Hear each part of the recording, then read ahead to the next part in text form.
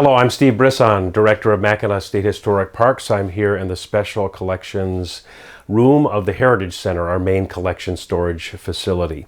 I have before me on the table an original plan from Fort Mackinac. It's an addition to the non-commissioned staff officers' quarters.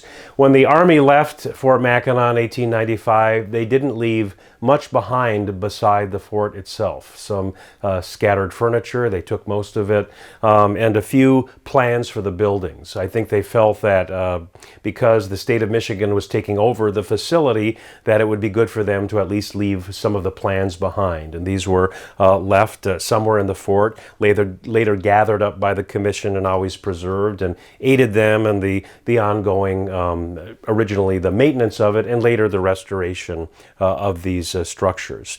Fort Mackinac contains the oldest public building in the state of Michigan, officers' stone quarters, and then scores of other buildings built over the decades up and through the late 1880s. This plan for the non-commissioned officers' quarters isn't for the complete structure, it's for an addition that was done there sometime in the 1870s. So an additional unit added to this structure, which was behind Fort Mackinac.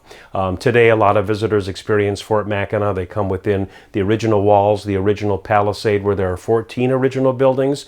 But over the decades the Army was here, the fort outgrew that original footprint, and many other structures were built around the fort, and this was one of them, and one of those that survives today. A number of the other buildings built outside the fort were eventually torn down in the early 20th century. They were utilitarian buildings, a fairly recent vintage at the time, and so they were eliminated.